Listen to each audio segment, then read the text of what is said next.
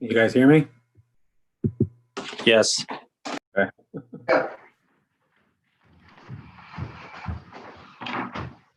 Oh.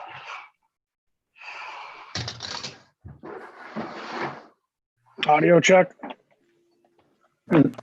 Check.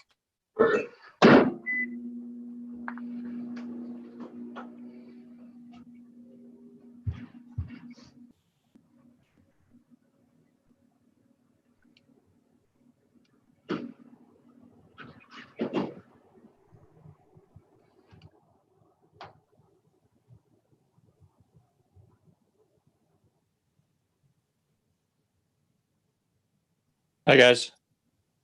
Hey, Paul. Hi, Paul. Good evening, everybody. Hey, Jerry. Hey, Hey, Jerry. Jerry. Jerry.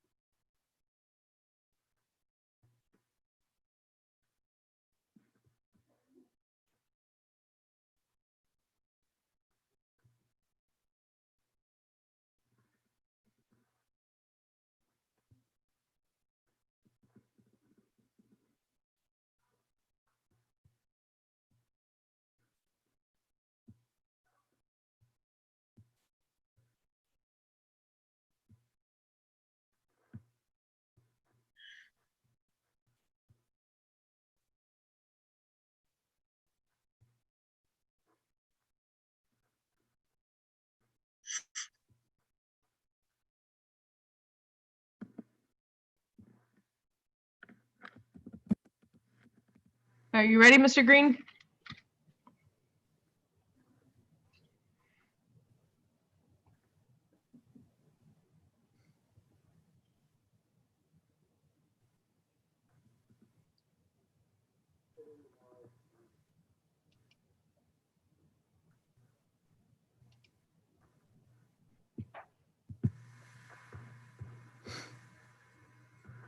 Mr. Green, are you ready?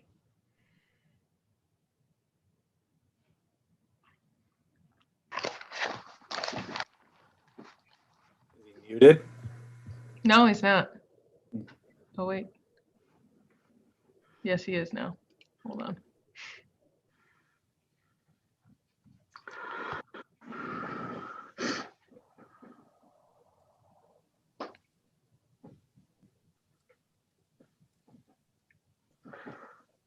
Mr. Green?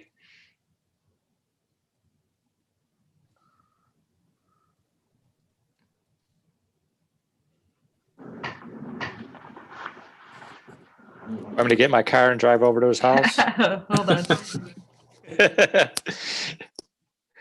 Knock on his door. Come on, Jerry. I heard him earlier when I first popped on.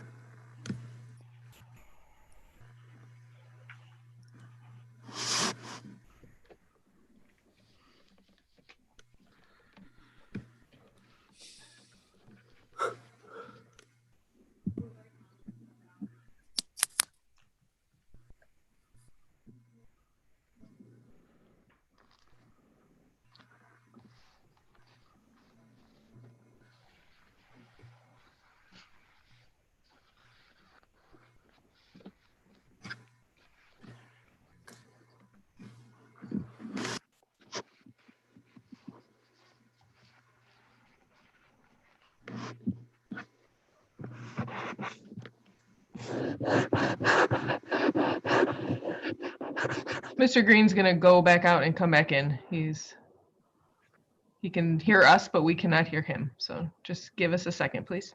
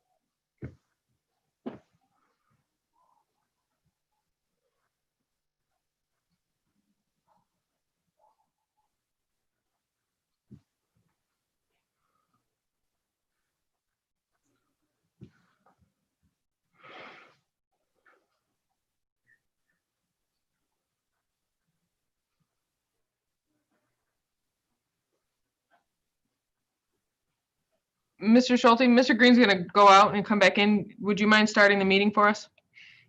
Sure. So you can just call it to order and start with attendance with a roll call. Okay. Call a meeting of the Board of Education to order. Roll call. Ms. Walsh, Walsh here. Mr. Zanetti, Zanetti present. Mr. Fitzpatrick, Fitzpatrick present. Mr. Hiller, Hiller present. Mr. Barkey, Archie present. and I'm assuming Mr. Green is on and Schulte is present. And we'll do a pledge of allegiance. If it's easier, I'll just start and then we can just kind of chime in. That's great.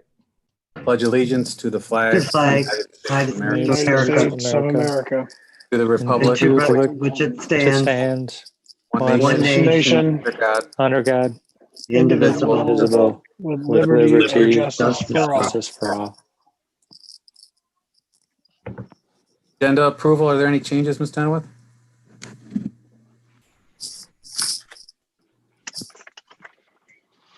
Not hearing any changes. Is there a motion to approve the agenda? Motion to approve the agenda by trustee Fitzpatrick. Walsh supports. Motion to approve from Fitzpatrick, seconded by Walsh. Are there any questions? Hearing none. Fitzpatrick, Fitzpatrick, yes. Walsh, Walsh, yes. Barkey, Archie, yes. Zanetti, Zanetti, yes. Hiller, Hiller, yes. Mr. Green, I'm going to assume is a yes, though we can't hear him. Schulte, yes. Motion passes. Next on our agenda is the minutes from the November 23rd meeting. So is moved by Fitzpatrick. Zanetti. Support by Fitzpatrick. Moved by Zanetti, support by Fitzpatrick. Are there any questions regarding the minutes? Hearing none. Zanetti, Zanetti, yes. Patrick, Fitzpatrick, yes. Barkey, Archie, yes. Hiller, Hiller, yes. Walsh, Walsh, yes. Mr. Green. Going to again soon, yes. Schulte, yes. Next is correspondence. I have none. On to the treasurer's report.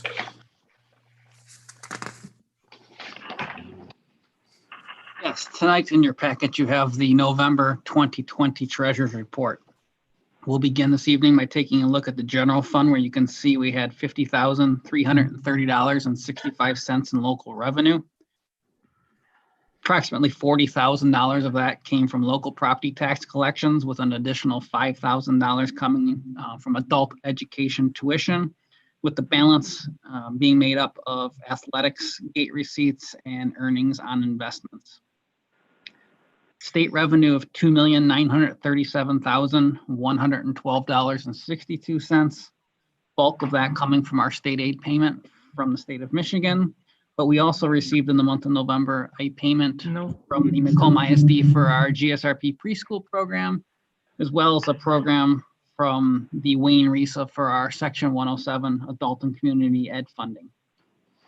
On the federal revenue line, we have $192,981.39 in federal revenue for the month of November in the general fund.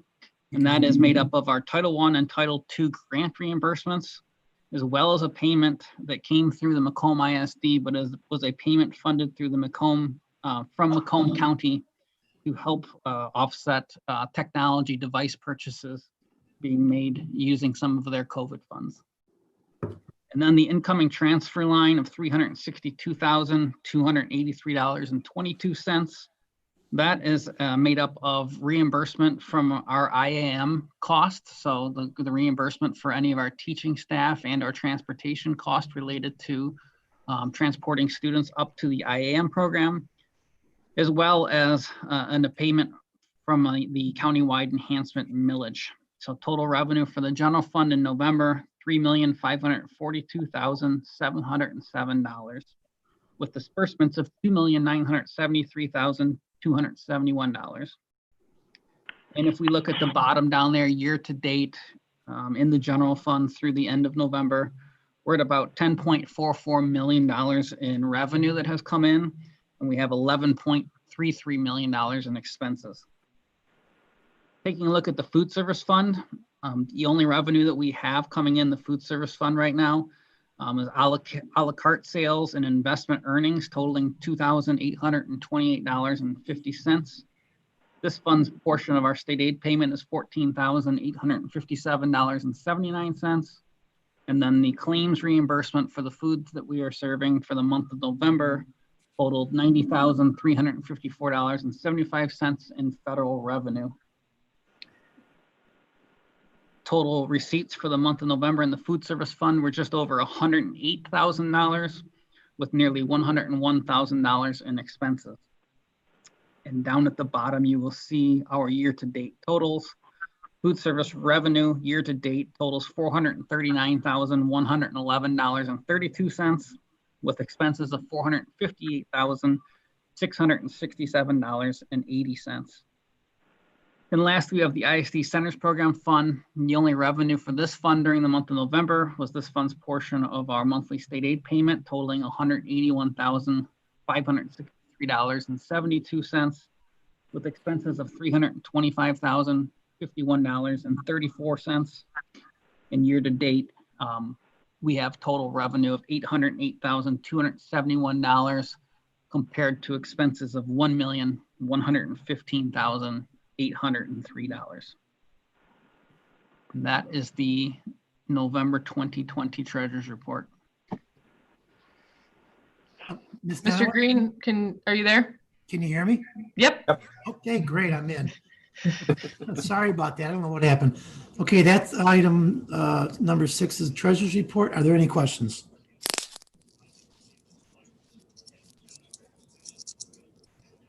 Hearing none, thank you, Neil. You're welcome. Item 7 is payment of the bills. Ms. Walsh. Yes, tonight we will pay the following bills. General Fund, $777,838.26. Center Programs, $2,932.96. Food Service Fund, $50,847.24. Child Care Fund, $4,091.64. Campus Corner, $11.12. Bond 2018, $101,500.19, and bond series 2020, bond 2020 series 1, $7,483. Okay, it's a motion by Walsh, Support by Barkey. support by Mr. Barkey. Are there any questions? Mr. Green, Yes. this is Mr. Zanetti. I do have a question just on page 17, Neil. There's the district lawn maintenance of about $10,584. Is that the last payment for the landscaping service for this year? Is that like the fall final cleanup? Yes, our contract runs through November service to get all the fall cleanup and everything done, and then we typically start back up again in April. Okay. And that's about it. Is that a monthly charge, or is that like a couple month bill? How does that work? The first line on there is the monthly charge. So we have a negotiated contract that just gets split evenly amongst the months. And then Okay. the second line on there was for some tower brick paver work, as well as some repair work that was done on some pavers over at Westwood. Got it. Okay. Just a question too, for the contract with them, are they responsible for like weeding in the cracks and all that, or spraying, or is that our maintenance team that's responsible for making sure all that's cleaned up and handled? We take care of all of the any weeds that grow within the sidewalks. That's Okay. our own, whether it be the head custodians or our maintenance crew takes care of that responsibility. Okay. Yeah, then we need to get a hold of the middle school, because I just, as a comment, going to vote on election day, the entrance to the middle school in the back looked very poor, like it hadn't been done all year basically. So I don't know if they just ignored it or what. So didn't look best for our public, I guess is what I'm going to say. Even my sons noticed it. So just want to let Donnie and the custodial staff there know to take care of it in the spring. I will make Okay. a note. Thank you. Okay. Anyone else? Okay, a motion by Walsh, support by Barkey. Miss Walsh. Walsh, yes. Barkey. Barkey, yes. Mr. Schulte. Schulte, yes. Mr. Zanetti. Zanetti, yes. Mr. Fitzpatrick. Fitzpatrick, yes. Mr. Hiller. Hiller, yes. Green, yes. The motion carried. Item 8 is old business. There is none. Item 9 is new business or student reps. Ms. Danawith. Yes, tonight we have with us Hannah and Kara, our student reps from Warren Woods Tower High School. Hi. Hello. Hi, ladies. Hello. Girls. ladies. Aw. How are you guys? Good. Getting ready for Christmas break. How about you? Yeah, super Yeah, excited. very excited. I miss seeing you all. It's sad not being in the boardroom with you all on Mondays, but Aw. yeah. We miss it. To start off, we're gonna talk about Mr. Henshaw's leadership class. Last year, this class was just started, and we started committees in the class, and that's basically what the class is. Basically what we do always. And there's 3 committees that we want to bring up, and that's the job committee, student outreach, and Titan Nation. Titan Nation is like the best committee. Like, it's awesome. They took over the Titan Nation website and they update it with everything, like the schedules, just everything going on at Tower, and they are doing a fantastic job. And the student outreach committee, it's one that Hannah and I am in, and we wrote letters to healthcare workers. We made a Google Doc sheet or Google form, and kids from the whole school could fill them out and write just a special message to healthcare workers just to say thank you for all their hard work. And then the job committee is really cool because a lot of kids are looking for jobs, and they actually collab with Titan Nation, and they have a sheet how to fill out a resume, like LinkedIn, and a bunch of QR codes for jobs that are available. So it's super cool. And the student body, the last couple of weeks, got to participate in class officer elections, which was a lot of fun. And seniors also got to do their senior mock elections, and all that information came out today. So that was neat to be a part of. But other than that, everybody's really excited to get on break. Bet. All right, That's all ladies. we have. Yeah. Thank you so much, ladies. We appreciate you joining us, and we miss you too. Thank you. Oh, I I hope hope to see everybody you has a guys good break. Merry Christmas and happy holidays, girls. Yes. Merry Yes, Merry Christmas. Christmas. Yes. We certainly miss you, and stay safe and Merry Christmas, guys. We will. Thank you. Thank you, Welcome. ladies. All right, the next item is board member recognition. Mr. Barkey, it's your last meeting tonight. Ms. Denowith. Yes, we are certainly sad that we can't be together in person, specifically to thank Mr. Barkey for his years of service to Warren Woods. We have a plaque here that we will present hopefully someday when we can all be in person. We will give this to Mr. Barkey, but I'll just read it to you right now. It says, an appreciation to Gerald A. Barkey for your service and leadership to Warren Woods Public Schools, students, staff, administration, and community from 1995 until 2020. On behalf of the Board of Education, December 14th, 2020. So I personally, I want to thank Mr. Barkey. He has been here ever since the day I was hired. He has been a staunch advocate for our students and staff. He is one that we could always rely on to participate in school improvement teams, in our district student achievement team. I appreciate his steadfast leadership and his thoughtfulness, and we will definitely miss him. I want to thank you for that.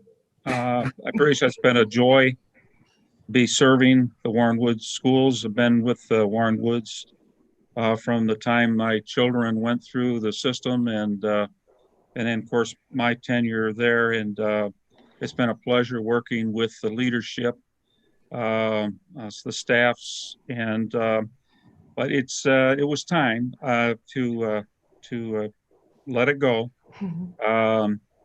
I would have felt it's difficult to extend another 6 years at my age, So, anyways, I appreciate all of the support that you guys have had to being a part of this school board myself, and was happy to be a part of that. And you will always be thought of favorably, and I'm hoping that I'll be able to get back in and visit once in a while, and be a part of activities and so forth. That would be great for me. So, Absolutely. Anyways, you're part of my life. Warren Woods has been a part of my life. Well, it's been a third of my life I've been on the school board. Yeah. So it's been great, and I really appreciate it, and I appreciate the thought and the recognition.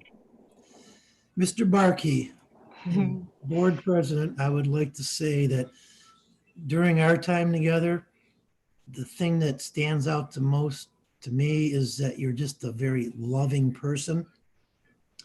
You're genuine, you're ethical, you're moral.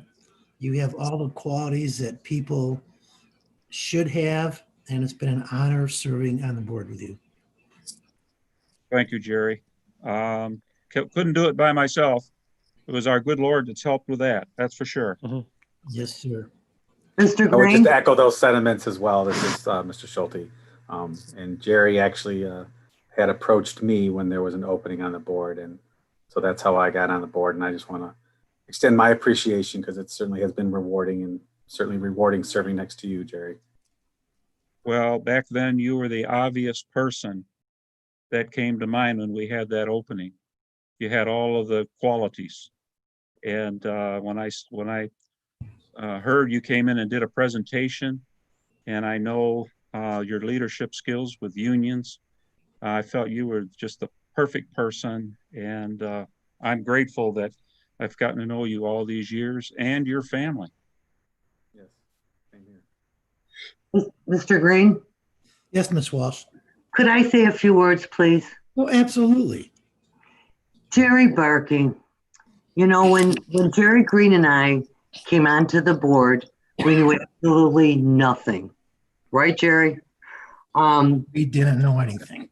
Yes. And, you know, Jerry, you have helped me so much over the last 25 years, which I can't even believe we're talking that many years. But we've all got along so well. And as Jerry eloquently said, you are one of the nicest men I know. You care so much about our district. And you and I had the pleasure of seeing Jeremy and Jenny go to Tower together. And I always saw you at booster meetings and booster clubs. And you know what, Jerry, I miss you already, but I am not going to lose touch with you and Phyllis. And I just want to tell you, thank you, you know, through all the time for always caring about our district so very much. And for all of us, how you would reach out to us at different times. And thank you from the bottom of my heart, Jerry. I will miss you. Thank you, Kay. My feelings are mutual. Thank you. Hey, Mr. Green, it's Mr. Zanetti. Yes, sir. Just want to pass on my my sincere thanks to Mr. Barkey. As you most eloquently stated, he has been a class act since the day I met him. He always carries his head high. He looks out for the district. He's always smiling, but he does show, you know, intense appreciation for the students and for the staff there. And I think he's all kind of showed us the right way. So just want to say thank you. Thank you, Paul.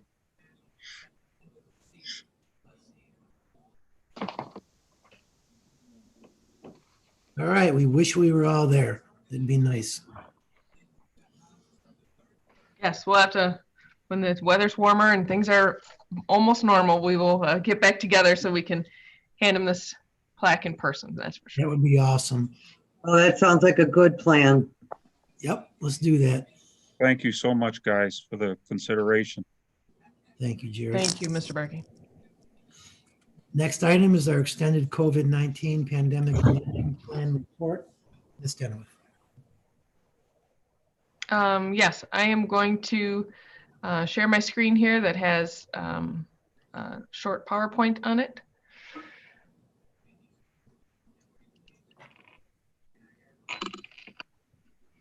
All right, what you will see this evening, as you remember, we have to, according to the current pandemic that we are under, we have to commit to our extended COVID-19 learning plan every 30 days.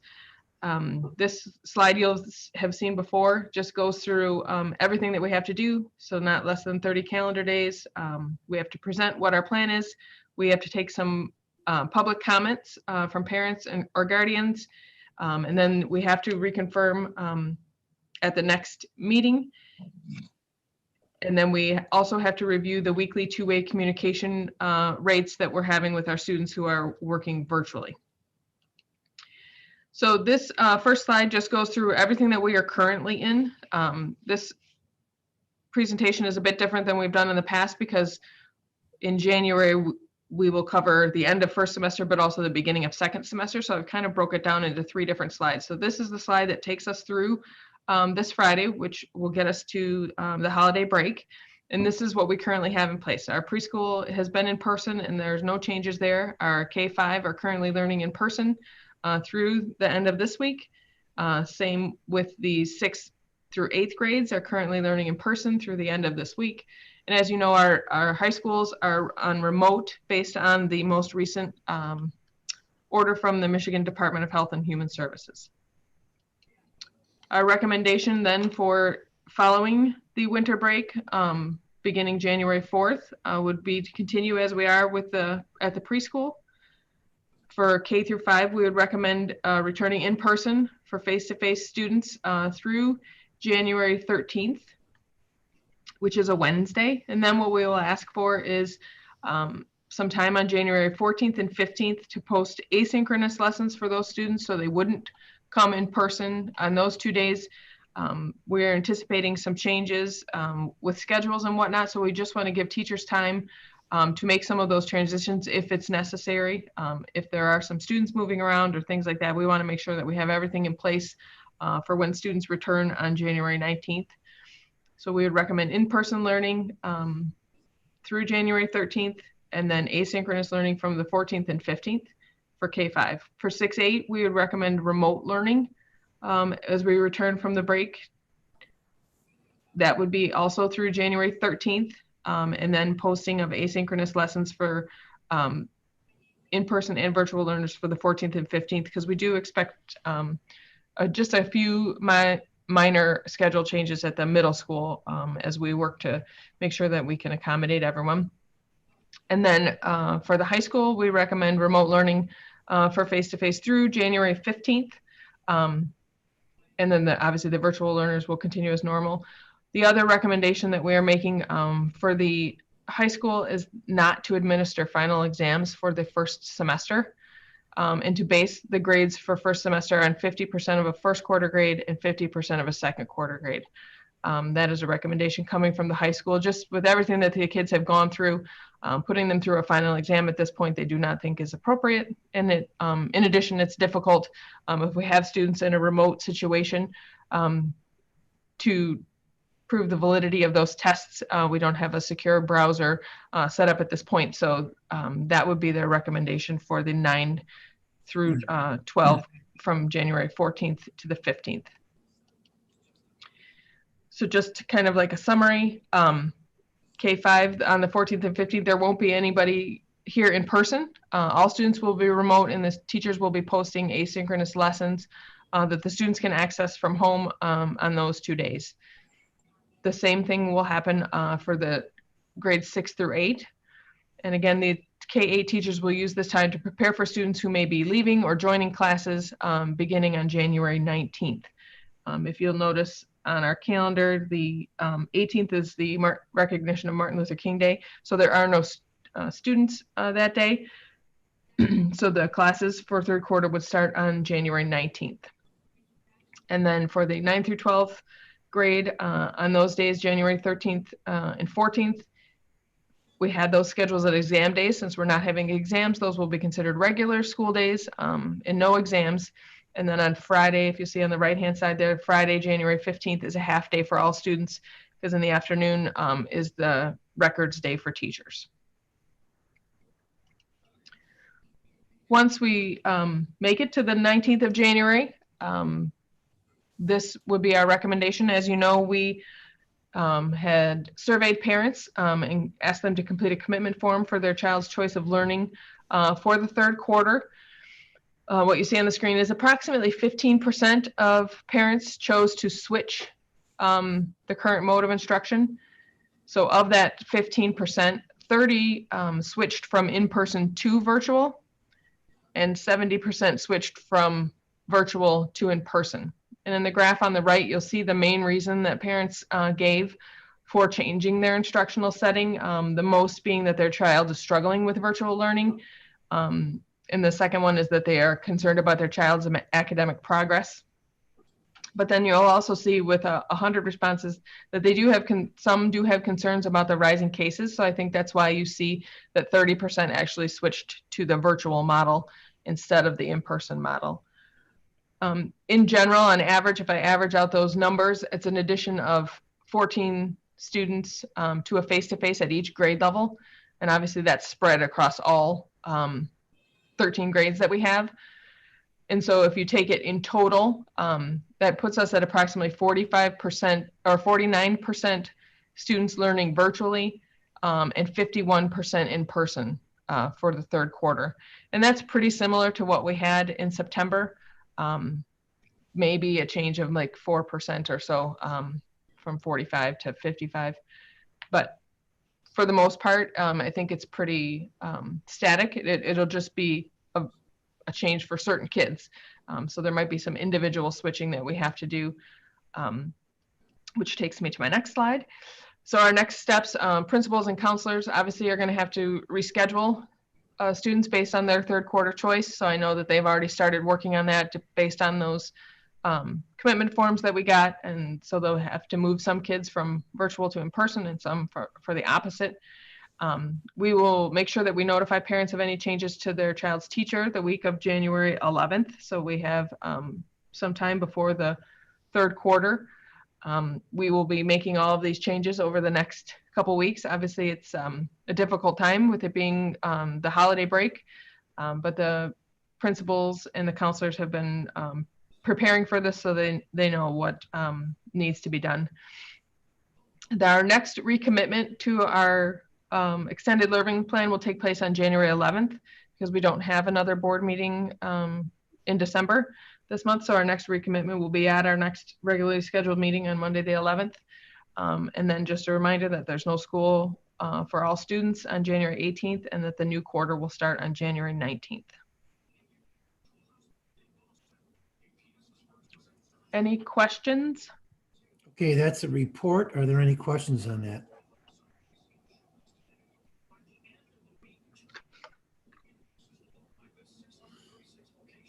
Okay, hearing none, we'll go to the next agenda item, the 2021 budget amendment. Ms. Oh, Catherine. hold on, Mr. Green. I Sorry. still need to do the weekly two-way interaction rates. Oh, okay. Sorry. So that's okay. Hold on. Did not see that. Are you seeing those? Yes, I see it. Okay.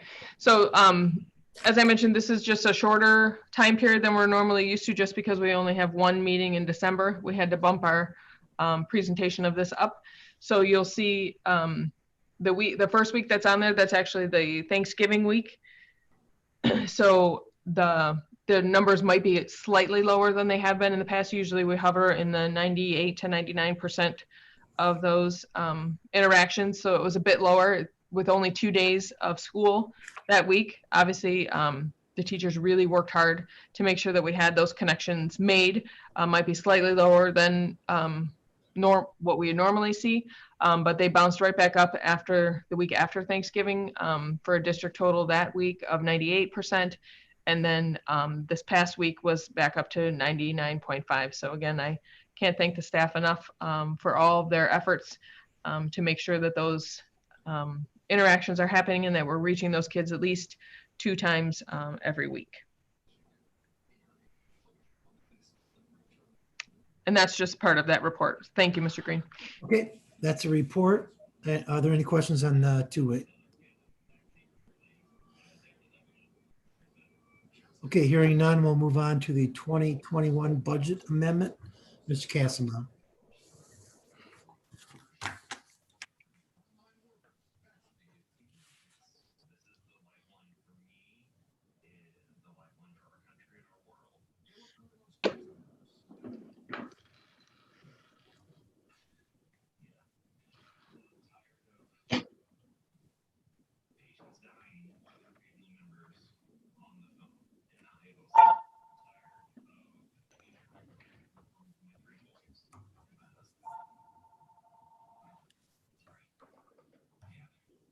All right, how's that? Got it. So thank you, Mr. Green. This is our first budget amendment for the year. This is taking into account all of the budget changes that we have made from our original budget adoption back in June.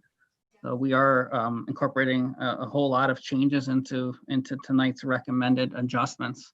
And I would also like to thank the Finance Committee for spending a lot of time with us last week, going through a lot of this information in detail, as they always do, which will allow us to move through this a little bit faster this evening than we would otherwise be able to. We'll start by taking a look at our first recommendation, which would be the general fund. And within the general fund, I think what we really want to pay attention to is taking a look at the changes that we are seeing within some of the revenues. So our recommendation for this year alone is a $2.4 million increase in our recommended revenues from the original budget. And we'll kind of break down where a lot of those changes are coming into. One of the things that's worth noting for sure is if you take a look at our federal sources of revenue and you go all the way back to the 2019-2020 audited numbers, you will see that we had approximately $1.44 million in federal revenue at the end of the 1920 fiscal year. And when we're looking at that number now, in terms of the recommended number, we're at $2.9 million in federal revenue. So we'll talk about that in a little bit, but that's obviously a large impact on some of the coronavirus relief funds that we have flowing into the district. And then just in general, if we look at the 1920 audited final revenue numbers of $34.38 million to what our now amended recommended budget is of $38.27 million, we're looking at a $3.8 million estimated increase from last year's budget to the now recommended budget. Looking at the local revenue, biggest adjustment we have here is coming from our personal property tax collection changes. And then we automatically here pretty instantly start seeing some of the impacts on the coronavirus on our budget. So a decrease in adult education tuition, a big decrease in our earnings on investments. Athletic gate receipts are down. We were able to have some sports events in person, even those that we did have in person. We were limited on attendance numbers, so it has had an impact on our gate receipts. Obviously, our rental revenue, we've not been able to rent out any of our buildings like we normally would, so we're seeing a decrease from those services not being there as well. As much as the increase in our local property taxes continue to provide additional revenue coming through as part of our foundation on our local revenue, the item that we continue to keep an eye on as we move forward has been the uncollectible amount of our headlay rollback dollars. So our foundation allowance is now made up of $7,156 that comes through from the state, part of our state aid payment. $1,049 comes through from local property tax collections, and we have $53.18 that is essentially not collected due to headlay rollback, which totals $161,000 for this year. Looking at our enrollment, we went over this graph a couple meetings ago, but this really reflects our total enrollment change. So we finished last year with an enrollment in 1920 of 3243.71. The red line, the solid red line, reflects our true enrollment change if there had not been a special formula put in place for this year due to the pandemic. So our true actual loss of enrollment would be closer to 74 students, but for funding purposes, we are getting paid at the shaded red line, which is the 3,225.23 FTE is what we're actually getting paid on for this year. So that's where the impact of the changes that were made in the State Aid Act are benefiting us quite a bit this year. Because if we had to be funded at the even lower level, it would have a pretty substantial impact on our budget right now. And then in terms of our budget, we had originally budgeted for flat enrollment of 3243.71.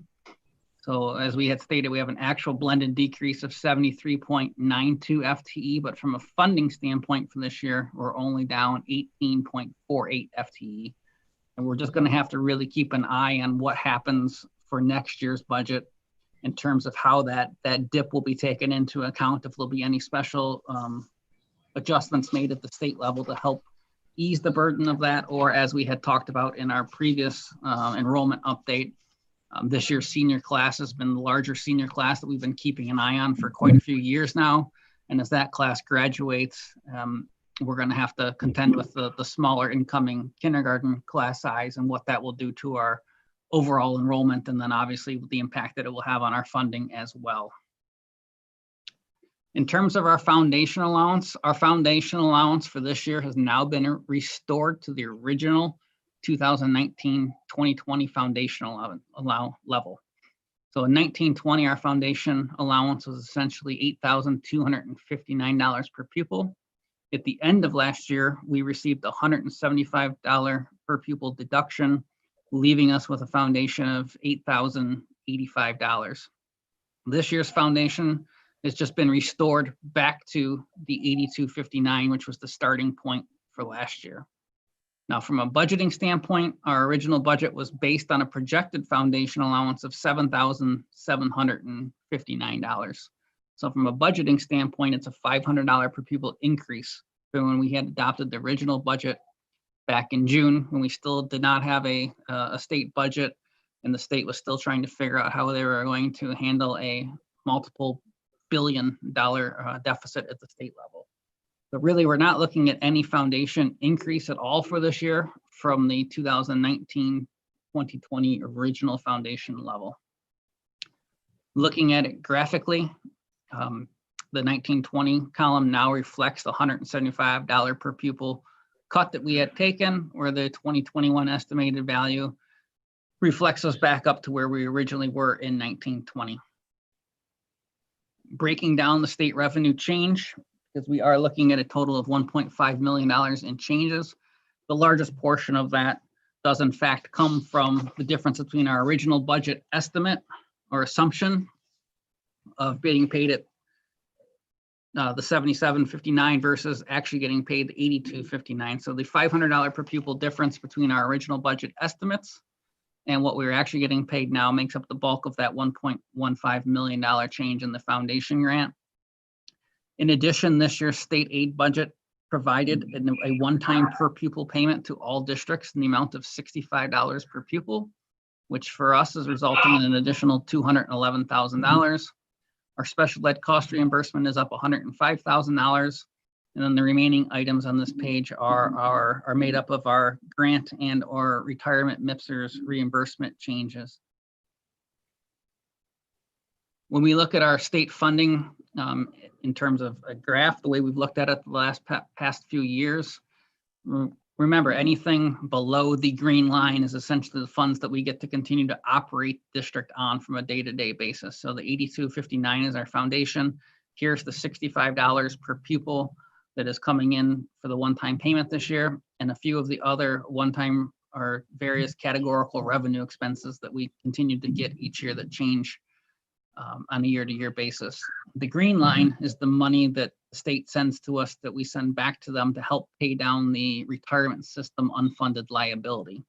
So this year, that amount has now grown to $808.34 per pupil, which really represents approximately $2.6 million in our general fund budget.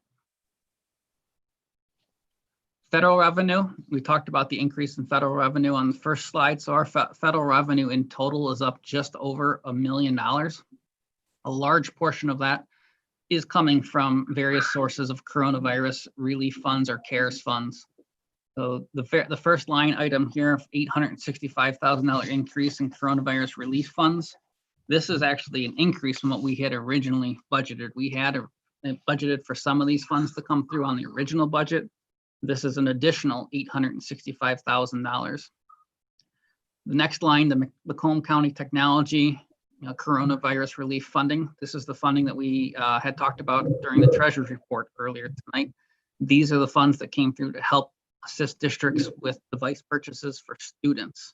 So that was about $172,000. We're also getting funds from the Michigan Association of Intermediate School Administrators for connectivity funds, and approximately $26,000. Our IDA grant, and then the rest of these items are our normal federal grant allocations that we get, whether it be the changes to take into account what the actual final grant allocation was, and or the use of any of the carryover funds that were carried over from last year. And then on the other transactions line on that general fund front page, a $24,000 increase in what we had originally projected to be our portion of the county enhancement millage payment, $26,000 increase in the reimbursement for our IAM teacher/transportation, which we also saw one of those payments come through on the treasurer's report tonight. And then we have a decrease of $179,000 due to the SimTech Consortium balance of trade payments. Because the SimTech Consortium school districts have agreed not to send students between districts this year, this is the amount of money that we would have otherwise received from the other districts within the consortium as their tuition payment for the students that would have been attending our programs here in Warren Woods. And without the sending of those students, that revenue has gone away for this year. So in total, it resulted in a decrease of $129,000 in other transactions. But in total, all of those areas, $2,430,876 is our recommended increase tonight in the general fund revenue. to take a step back for a second and talk about the total impact of the coronavirus relief funds and the various sources that are coming into the district for this year. This is where we stand as of right now. Our allocation of CRF relief funds that are coming through school aid total $1.135 million. We have also applied for an ESSER formula allocation grant of CARES money, totaling $271,000, which we have been awarded. The next item is the Macomb County technology money that we had talked about. There's district COVID-related cost grant that we've been awarded for just under $40,000. We have an estimated allocation from MAISA for device purchase rebates, for rebates on all of the devices that we have purchased for students for this year. And then the MAISA connectivity funds of just under $26,000. And then at this time, we also have an application started for GEARS funding through the state of just over $239,000. And then when we get to the child care fund in a little bit, you will see that we have also received just over $79,000 in child care relief grants, where the revenue is located in that fund. So in total, at this moment, we are managing just under $2 million in various grant funds and sources that are coming in to help deal with the added cost associated with the coronavirus this year. Moving on to the expenditure side of the budget, you will see here that we have a total increase in expenditures of approximately $1.3 million, $1.128 million of which is under the area of instruction, and $189,347 in the area of support services. Within that instruction area, if we start by taking a look at the basic instruction area of the budget, which is obviously the largest increase that we have this year, basic instruction is up by $1.64 million from our original budget. If we go all the way back to when we adopted the original budget, we had not come to a new agreement with our teachers for a new teacher contract. So this now takes into account that new teacher contract, as well as the cost associated with the wage reopener that we had agreed to in November. So combination of those two was a total cost of approximately $1 million. And a lot of that is going to be hitting in this basic instruction area. So that's where you see a large portion of this increase coming in. In addition, we had several staff changes for this year. So we have 8 additional elementary classroom positions that were added in order to reduce in-person class sizes and provide virtual instruction. Now, not all of these are new hires. A lot of this is, there are movements within the budget. So people who would have been charged to other areas of the budget that have now been moved into regular typical core K-5 classrooms that are now, their costs are being reflected here based on the services that they are providing this year. In addition, we had 9 middle school staff that are teaching extra duty classes in order to reduce in-person class sizes and provide virtual instruction for this year. We suspended our elementary STEM specials for 2021. Our summer school program was smaller than we had anticipated. We had anticipated having a fairly large program coming off of last year's closure. We did open and run the program. We just didn't have the attendance in the program that we had anticipated. We have 3 new teacher hires to replace resignations and retirements that had occurred. And we have 1 new teacher hire to replace a teacher that is on a leave of absence for the 2021 school year. We also added building substitutes at every single building this year to try to limit the movement we had between buildings. So having designated people at the building so that we weren't having people working in Briarwood Elementary one day, Westwood Elementary the next day. So we added those positions for this year. We also had the additional cost associated with resources for our virtual students to be able to access a lot of our resources from home. And then we had additional cost also associated with take-home supplies that we had put together for our virtual students to be able to have those resources necessary at home when they are learning with their teachers remotely. Continuing on, laptops for our students. So in total, we've spent almost $600,000 on laptops for our students this year. And in addition to the laptops themselves, we have all of the additional costs associated with the licensing and filtering software that's placed on those machines as well. We've purchased flexible teaching stations for our high school teachers, make it easier for them to be able to live stream instruction to their students. And we have an adjustment on our IAM budget in terms of the number of students that we were planning to send. We had budgeted to send 16 students to the IAM, and there are now 16 students attending out there.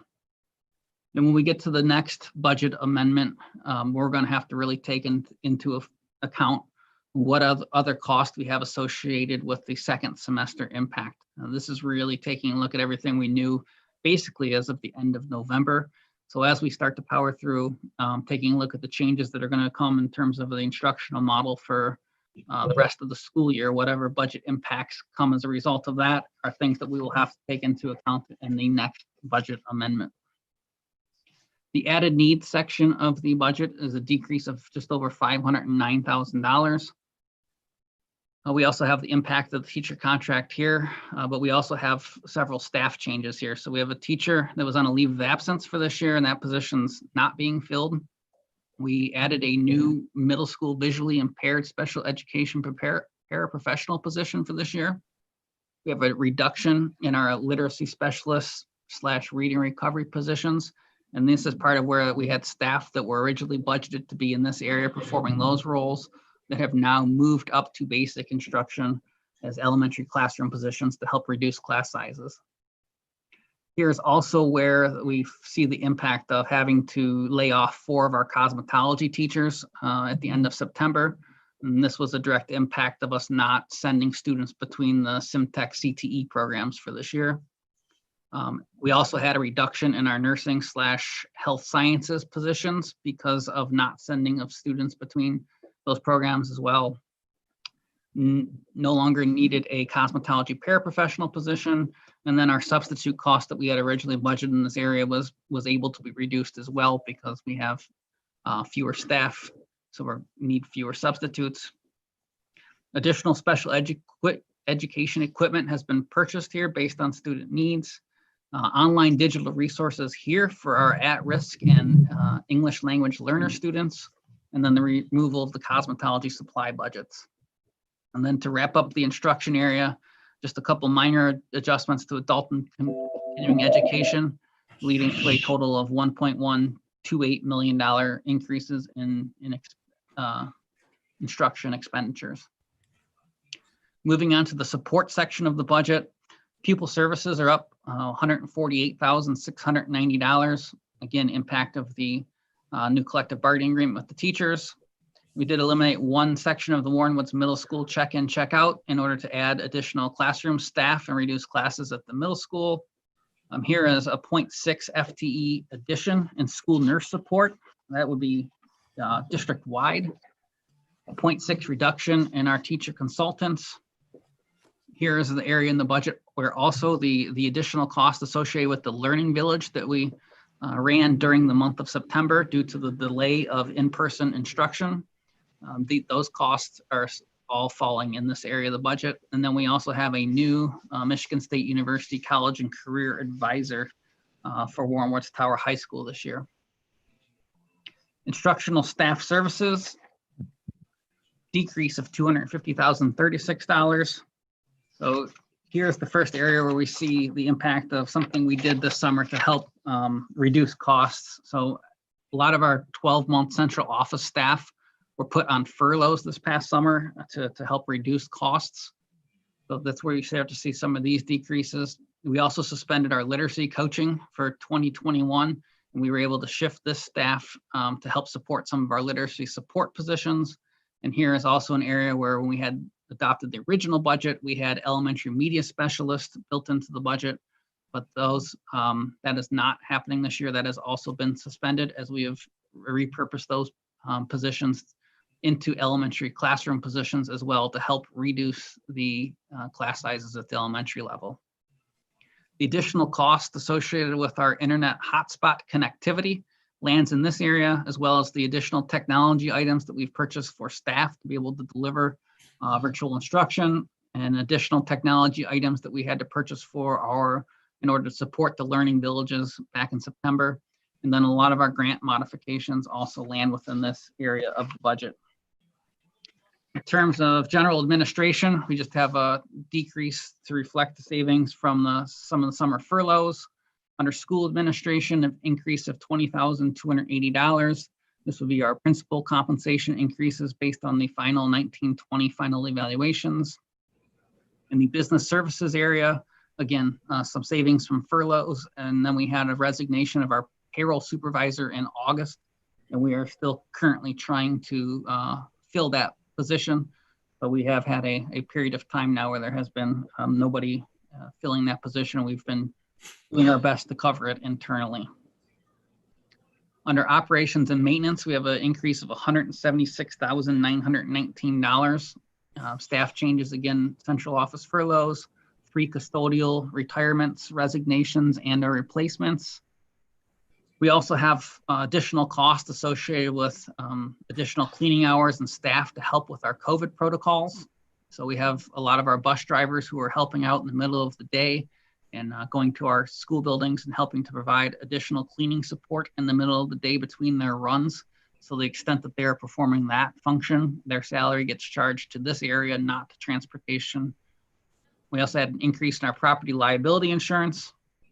We extended the warranty on the Briarwood roof for the areas of the roof that were put on in 2005.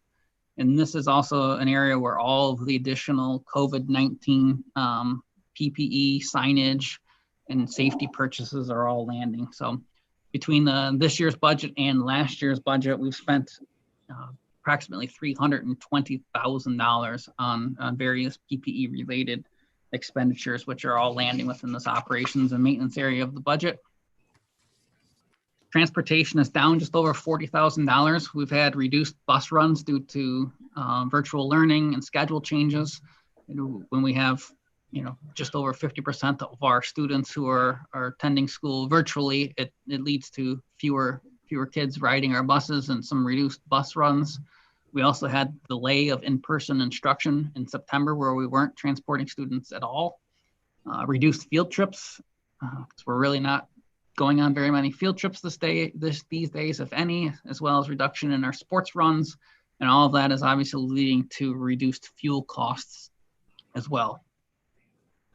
Central services, increase of $33,267. Furloughs are a retirement replacement of our HR generalist. We've added an additional technology support position in November. As we've added all these additional laptops, we have a lot more devices that we are now trying to support.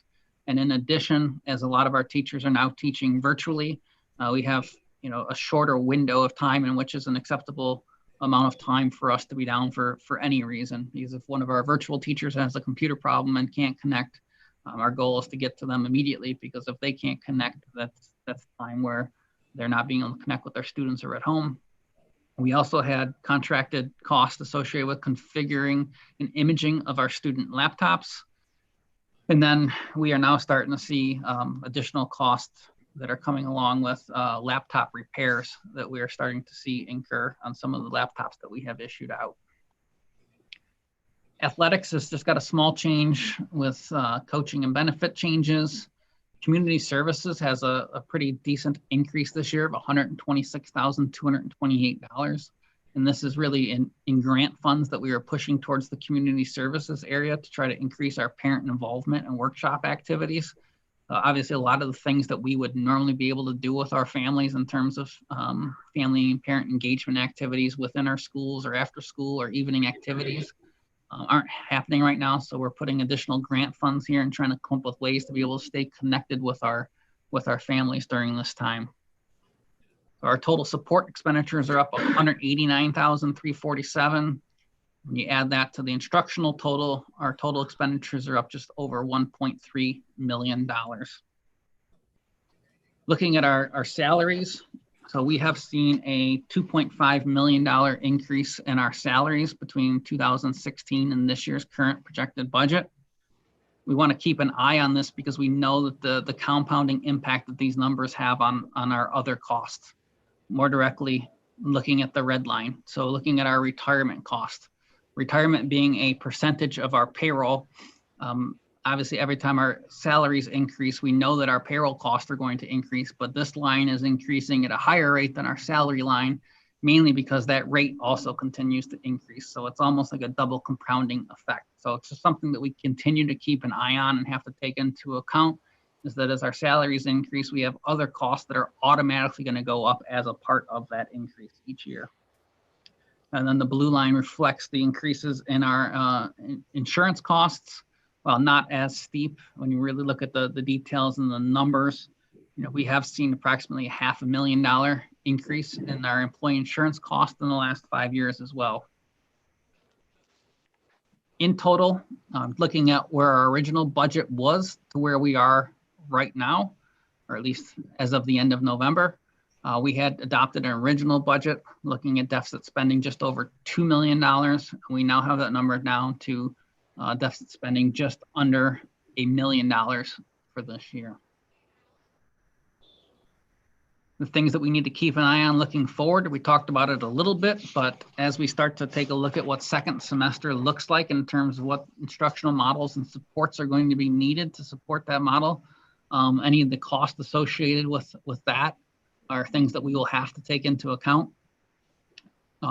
Beginning to prepare for the enrollment decline, whether it be the decline that we've already seen, not knowing whether we would have another version of a super blend or how that's going to work for next year's enrollment and budget. Keeping an eye on Michigan's economic outlook and if there's going to be another stimulus or not. February 10th, which is less than 2 months away, is our next count date, which actually provides the first portion of next year's funding. Continuing to monitor that 18 mil levy rollback. We have contract negotiations this coming year with all of our groups, and then keeping an eye on that MIPSR's funding and whether it continues to be funded and what costs end up getting passed along to the district as a part of that process. The next budget that we'll take a look at is your centers program, the MISD centers program budget. Much like the general fund budget, we just have a small increase in state aid special reimbursement here of $6,000. And then reimbursement from the MISD of $17,000 to offset additional staff costs here associated with the new teacher contract. We had a couple teacher retirements and replacements, election changes, and in this fund, we're also seeing a reduction in field trip and conference costs. Looking at our child care fund, this fund has a lot of things going on in this year, to say the least. We had adopted the original numbers back in July.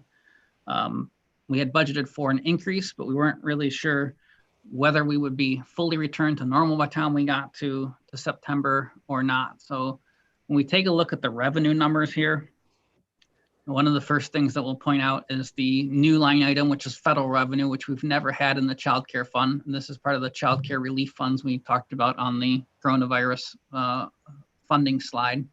So this $79,340 is both for families and for the center. So part of this revenue that has come in is money that we are able to take and provide credits on our families' invoices for child care services. So this is not all money that has come in for the center.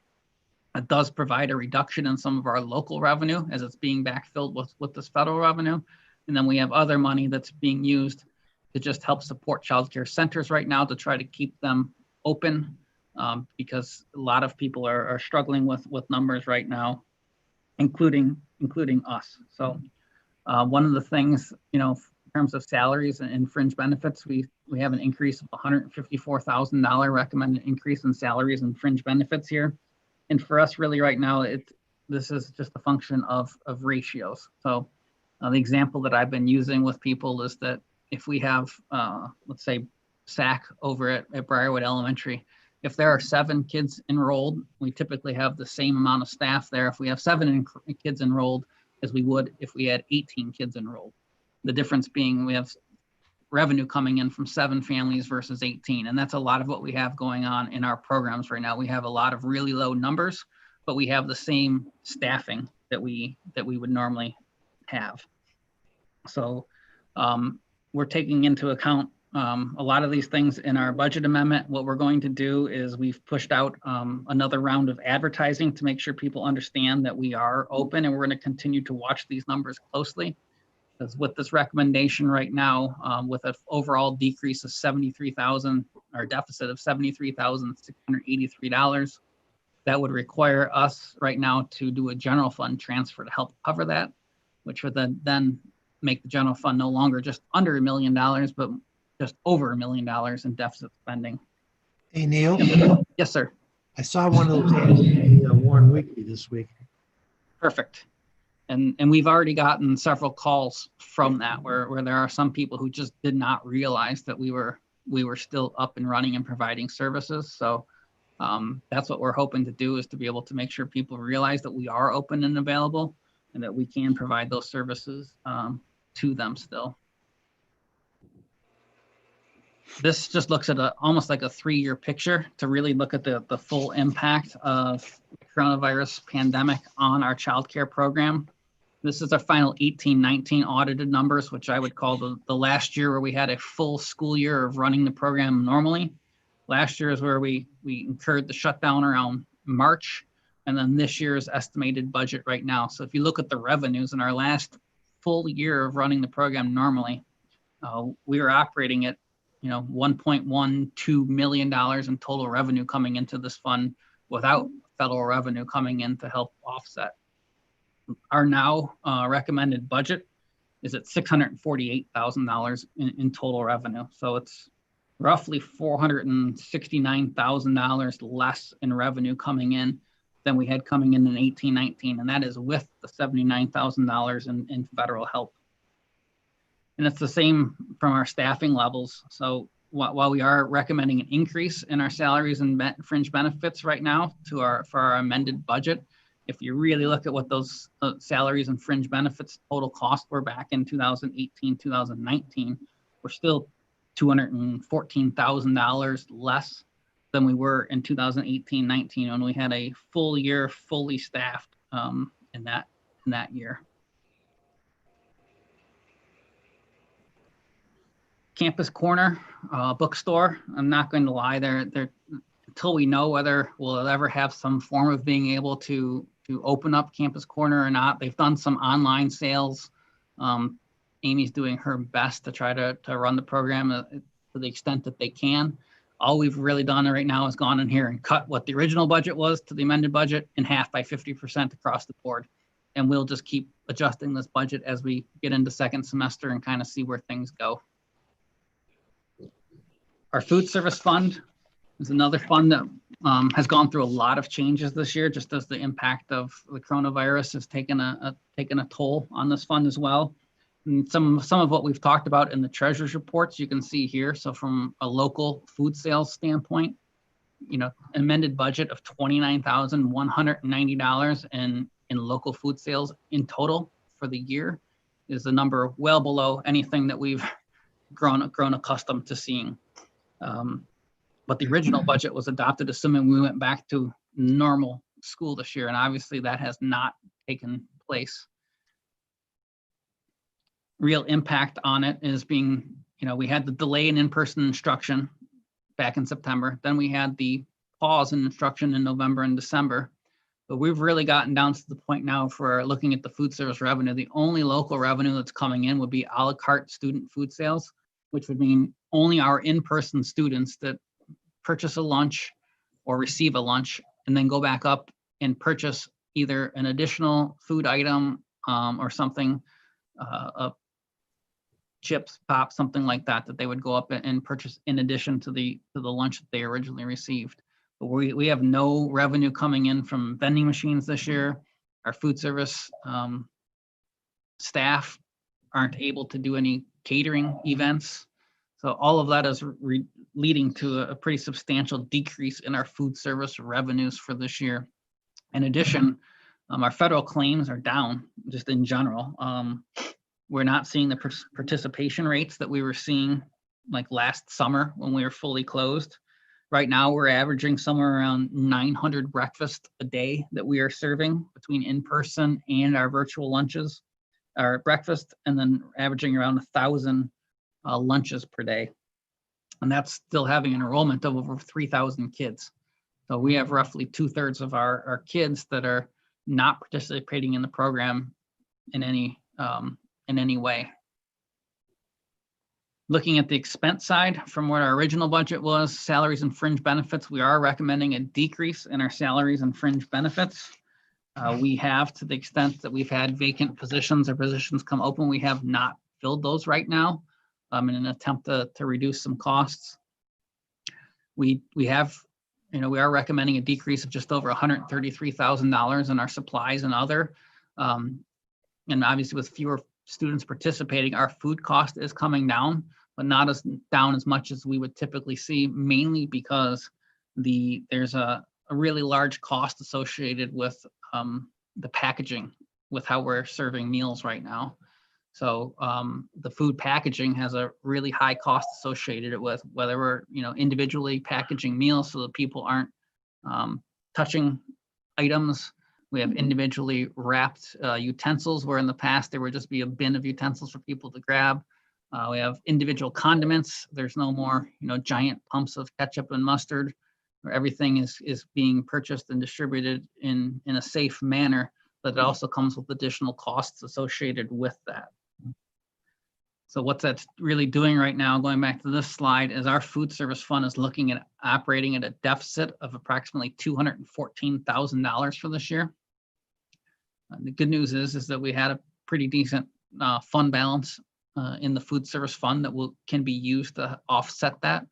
But it is right now operating at a pretty large deficit. We're going to continue to make sure people know, again, that we are open and we are available. And even if you are a virtual student, that we have food available every single day for students to come up here and get, and see what we can do to try to help increase those participation numbers as well.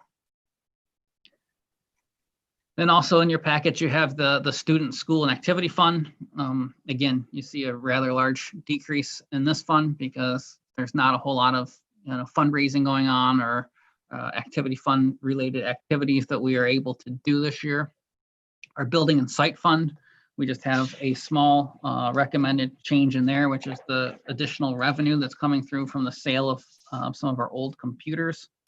And then we have the 2 bond issues. So we have our 2018 bond issue fund. We are recommending the purchase of an additional school bus come out of the 2018 bond issue fund.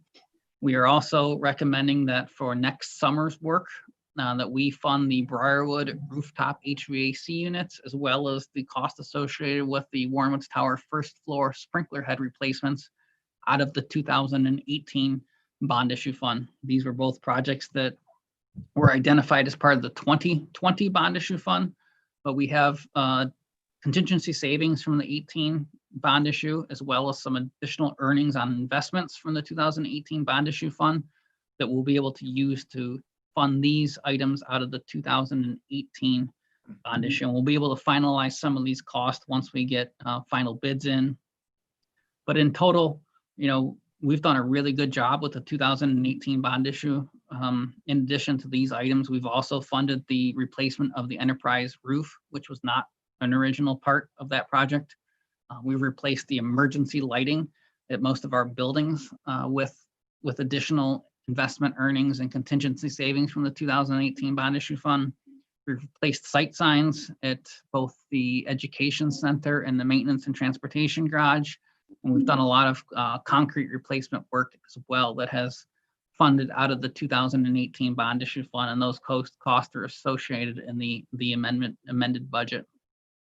And then for the 2020 bond issue fund, part of the reason of shifting that additional school bus purchase over to the 2018 bond issue fund is because this fund is also experiencing a significant decrease in our investment earnings.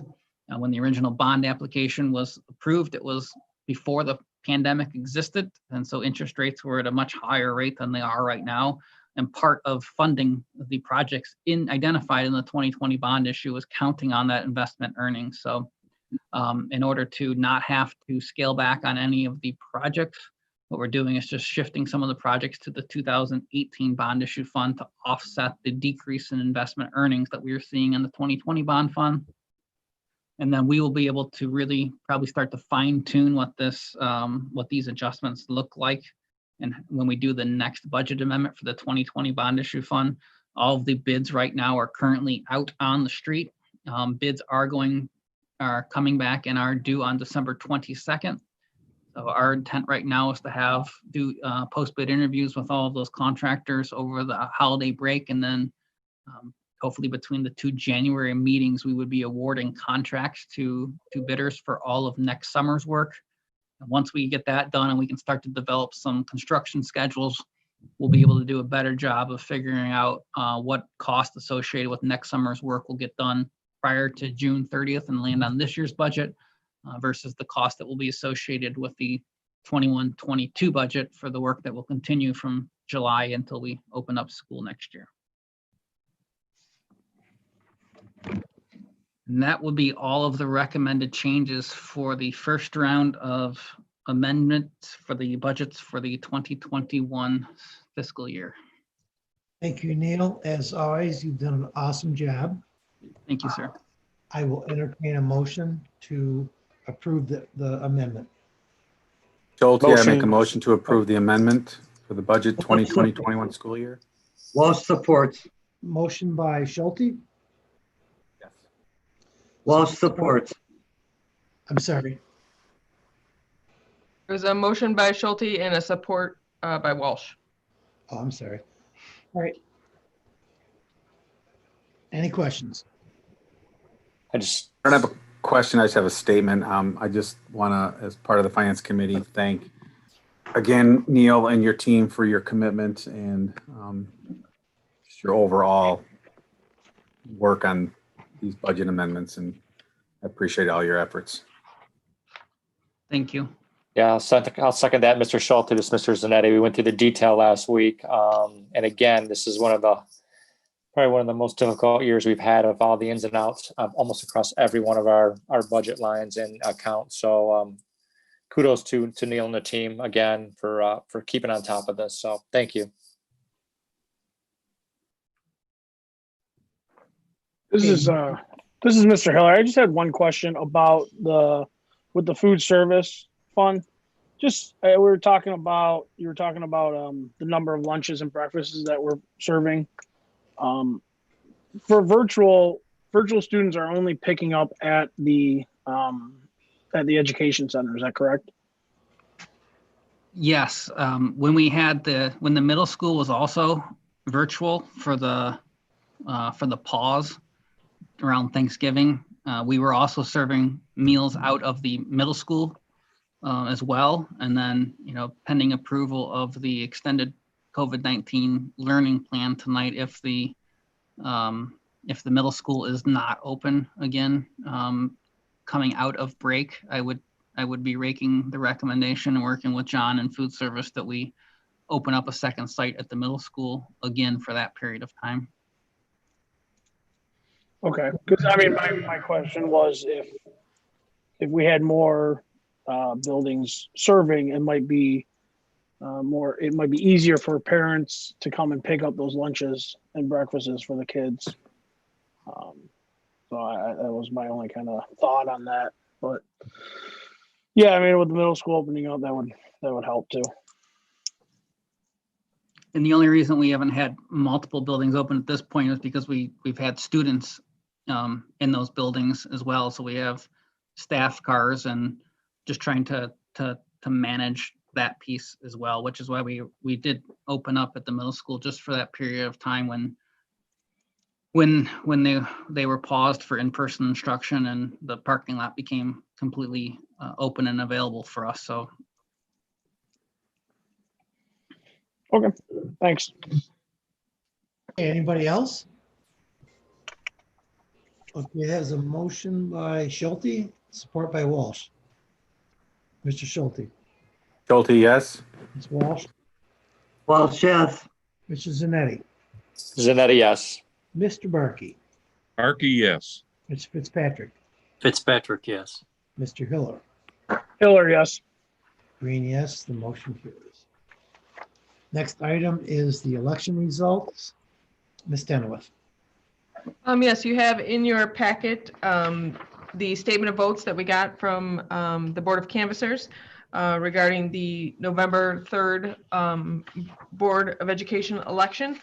So we're happy to welcome back Mr. Zanetti for his term. And then our newest board member is Mr. Garcia, who I believe is on the call as well. And those two, their official start date will be at our next month in January. But we want to thank both of these gentlemen for stepping up and running to serve our community. Yes, and congratulations to Paul and Michael. I'll entertain a motion. This is Hiller. Motion to approve the canvas of votes. Motion by Hiller, Fitzpatrick supports. support by Mr. Fitzpatrick. Mr. Hiller, Hiller, yes. Mr. Fitzpatrick, Fitzpatrick, yes. Mr. Schulte, Schulte, yes. Ms. Walsh.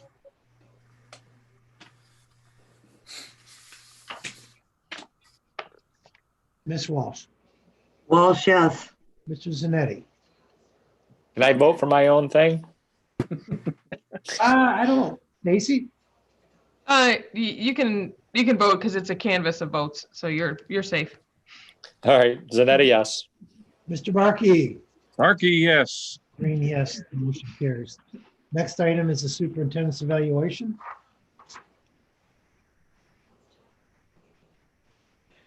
And I'll make a comment on that. It was awesome, as always. Thank you. I just I want to on behalf of my team and our entire administrative team, I want to thank you for your support again with this evaluation. It has obviously been quite a crazy year, and we appreciate the support that the board gives to us in order to make things happen here in the district. I appreciate your feedback. I appreciate the goals that you have put out to, for the next year. Hopefully it'll be a little more normal and we can focus more intently on some of those things. But again, I appreciate it. And on behalf of my team and I, thank you very much for your support. Okay, I'll entertain a motion. This is Walsh. I make a motion to accept the superintendent's evaluation. Markey, Fitzpatrick. support. Motion by Walsh, support by Markey, Mr. Burke. Barkey. Ms. Walsh, Walsh, yes. Mr. Barkey, Markey, yes. Mr. Schulte, Schulte, yes. Mr. Zanetti, Zanetti, yes. Mr. Fitzpatrick, Fitzpatrick, yes. Mr. Hiller. Hiller, yes. Green, yes. The motion carries. Thank you, Stacy. Thank you very much for your support. Appreciate it. Next item is public expression. Yes, as always, we are streaming live to YouTube, so there is a slight delay. So if you are interested in calling to participate in public expression, we ask that you dial the number that is currently on the screen, which is 646-558-8656. And that way you can listen to the meeting from your phone, so there is no delay. The meeting ID is 852-6209-9330. And the passcode is 724481. Once you are admitted to the meeting, you will be muted and then you will be called on by the last 4 digits of your phone number. So we will start with 0807. If you could unmute yourself.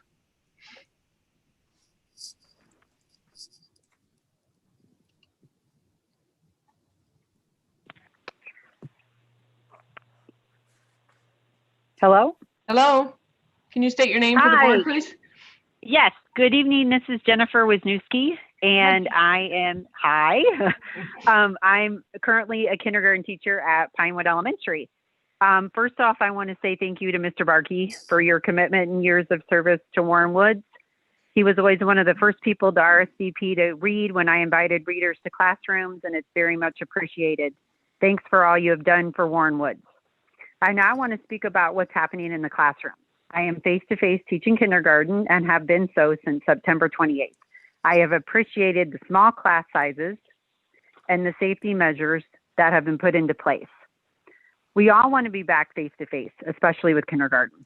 But the 2-week remote learning after Thanksgiving for all K-12 was the responsible, safe thing to do. In the plan Stacy just presented, K-5 will be returning to face-to-face learning on January 4th, 3 days after New Year's Eve, when many people may gather in groups. I think one of the reasons we have been able to stay face-to-face as long as we have is because we did the 10-day remote learning after Thanksgiving break, when families may have gathered with others. I hope you will reconsider this for all K-12 after the winter break. All Warren Woods employees deserve the safety measures of the after break remote learning. Thank you. Thank you. Thank you, Jen. Sure. And we also have 3594. Hello, can you hear me? Yes, can you state your name for the secretary, Hello, please? this is Victoria Krieger. Hi, Victoria. Hi. This year, I am a face-to-face reading recovery teacher and kindergarten teacher at Westwood. And I'd first like to recognize the extremely difficult decisions that you've all had to make this school year. None of this has been easy, and I sincerely hope that you're all taking care of yourselves and your families. I'm calling tonight to thank you for allowing remote instruction following Thanksgiving to protect the health and safety of our students and staff. I think it would be beneficial to do the same after Christmas break for all grade levels. K-5 is set to return on January 4th, which, as Jen Wisniewski just said, is just 3 days after New Year's. So we could potentially be bringing students together that had family and friend gatherings just a few days prior. If grades 6 through 12 students are remote, I think we owe our K-5 students that same protection. I understand the difficulties this may cause families with childcare. However, I think it may be more difficult for families to arrange for childcare on a whim if we go back on the 4th and then their child's class gets quarantined for 2 weeks because of a COVID exposure. Knowing ahead of time that students will not be returning in person after the break does give families a chance to make childcare arrangements. K-5 staff members are exposed to unmasked students when they eat breakfast and snack in their classrooms. We also have close contact with our young students throughout the day when we help do things like tie shoes, zip their coats, and teach them how to read. Allowing remote instruction for all grades, especially K-5, for the 2 weeks following Christmas break would help protect our students and staff from contracting and spreading this horrible virus. With the rollout of the vaccine, it seems like we may be on the tail end of this pandemic, and I think that Warren Woods has done a good job of avoiding any mass outbreaks this school year, and I'd love to see us all finish out this semester strong and healthy. Thank you for your time tonight. Stay safe. Thank you. Thank you, Victoria. Thank you.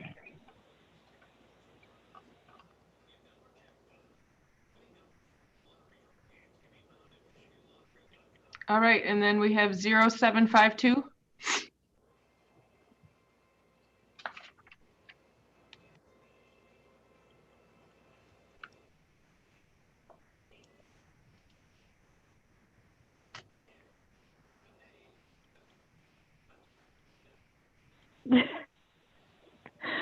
I hate calling in like this. Hi, Michelle Bastion, WWEA president. I was talking and no one heard me. Sorry about that.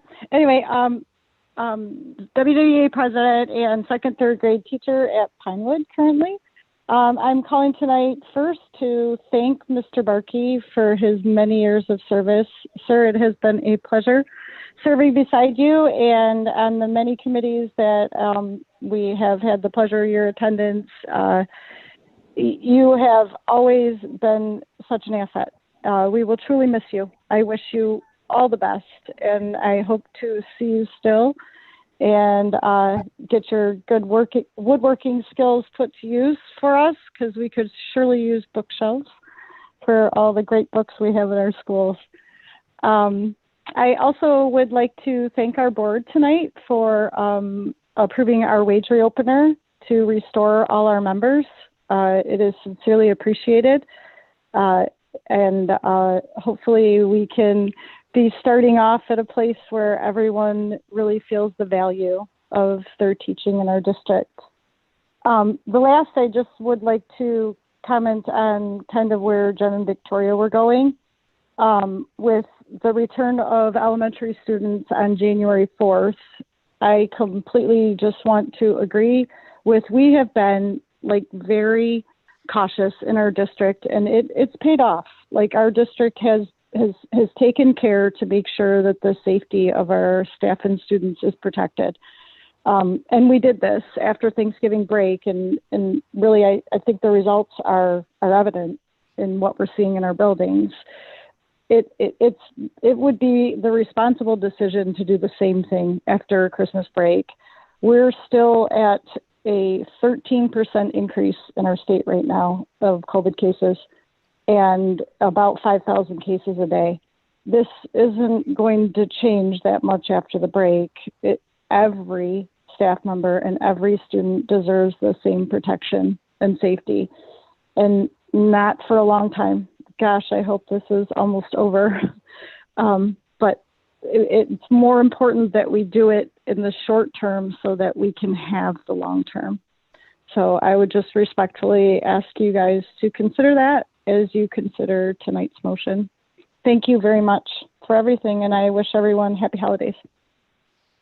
Thank you. Thank you, Michelle. All right, and next we have 0990. Hello.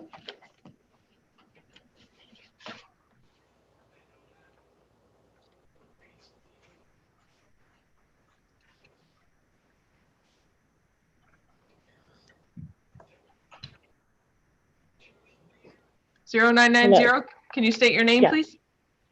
Dawn Jakubowski. Yes, go ahead, Ms. Jakubowski. I was just tuning in to listen. I'm not prepared to comment, but I do have a letter that I sent everyone this morning. So that's about all I have to say. Okie doke. Thank you. Thank you.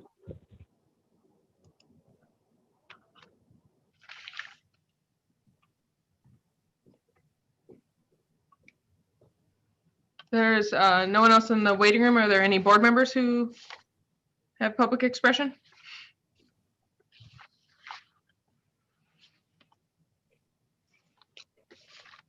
Once again, I want to thank everyone.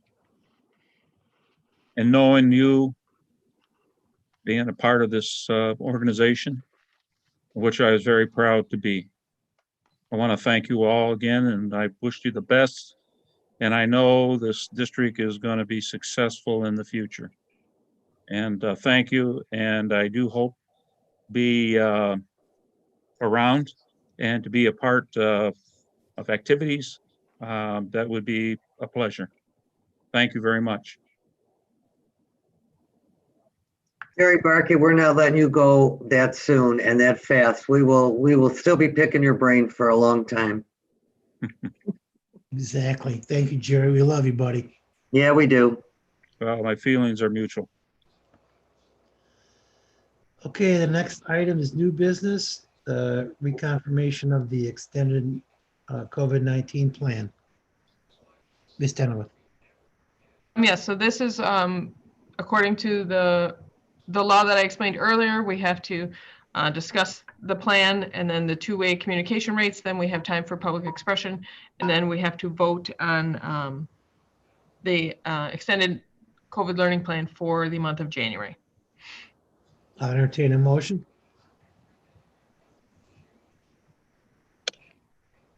Schulte, I make a motion. I'm sorry. Go ahead, Schulte Mike. will second. Schulte will second Mr. Barkey's motion. Okay. Oh, motion by Barkey, support by Schulte. Mr. Barkey. Barkey, yes. Ms. Schulte. Schulte, yes. Ms. Walsh. Walsh, yes. Mr. Zanetti. Zanetti, yes. Mr. Fitzpatrick. Fitzpatrick, yes. Mr. Hiller. Hiller, yes. Green, yes. The motion carries. Next item is personnel items, leaves. Ms. Tenoweth. Yes, you have in your packet the request for 3 leaves, one for a family medical leave absence, one at the middle school, one for family medical leave at Westwood, and one for an unpaid leave at the middle school. Schulte, I make a motion to approve the leaves. Fitzpatrick, support. Motion, I missed the motion. Sorry, Motion by motion by Schulte. Schulte. You guys are talking on top of each other. Motion by Schulte, support by Fitzpatrick. Correct. Mr. Schulte. Schulte, yes. Mr. Fitzpatrick. Fitzpatrick, yes. Ms. Walsh. Walsh, yes. Mr. Zanetti. Zanetti, yes. Mr. Barkey. Markey, yes. Mr. Hiller. Hiller, yes. Green, yes. The motion carries. Next item is new hires. Ms. Denowith. Yes, you have in your packet the request to approve a new hire, David Stone, as a custodian here at the Warrenwood Education Center. This is So Hiller. moved, Motion to Zanetti. approve. Oh my God, you guys did it again. It was like 5 people at once. Did. Okay, start over. This is Hiller. Motion to approve the new hire. Motion by Mr. Hiller. Support by Zanetti. Support by Zanetti. Mr. Hiller. Hiller, yes. Mr. Zanetti. Zanetti, yes. Mr. Schulte. Yes. Ms. Walsh. Walsh, yes. Mr. Barkey. Barkey, yes. Mr. Fitzpatrick. Fitzpatrick, yes. Green, yes. The motion carries. Next item is layoffs, Ms. Denowith. Yes, unfortunately, as you know from Mr. Casaubon's budget presentation, we have one layoff to recommend as presented for a tuition preschool teacher. This Schulte, is Hiller. and Motion to approve the layoff. Motion by Hiller. Second by Schulte. Support by Schulte. Mr. Hiller. Hiller, yes. Mr. Schulte. Schulte, yes. Ms. Walsh. Walsh, yes. Mr. Zanetti. Zanetti, yes. Mr. Barkey. Barkey, yes. Mr. Fitzpatrick. Fitzpatrick, yes. Green, yes. I jumped over childcare layoffs, Ms. Denowith. Yes, we have 3 recalls for the layoffs in the child care center. So we are recalling Kimberly Garris, Crystal Posh, and Nicole Lasky. Walsh, so moved. Motion by Walsh. Support by Hiller. Second by Hiller. Ms. Walsh. Walsh, yes. Mr. Hiller. Hiller, yes. Mr. Schulte. Schulte, yes. Mr. Zanetti. Zanetti, yes. Mr. Barkey. Barkey, yes. Mr. Fitzpatrick. Fitzpatrick, yes. Green, yes. The motion carries. Now for the highlight of the night. Once more with feeling. I would like to honor this fine meeting with an adjournment. Recommend we adjourn. Walsh supports. The traditional adjournment by Mr. Barkey, support by Ms. Walsh. Mr. Barkey. Barkey, yes. Mr. Walsh. Oh God, Ms. Walsh. Mr. Green, Ms. Walsh says yes, but I want to know who's going to adjourn our meetings from now on. I have no idea. Mr. Schulte. Yes. Schulte, yes. God bless you, Jerry. Thank you, Mike. Bless same to you, you and your family. Mr. Zanetti. Zanetti, yes. Mr. Fitzpatrick. Fitzpatrick, yes. Mr. Hiller. Hiller, yes. Green, yes. The motion carries. Thank you, Mr. Barkey. We love you. Yes, Well, we we do. love you. Thank you. It's good to have known you, and we're going to continue to work with you.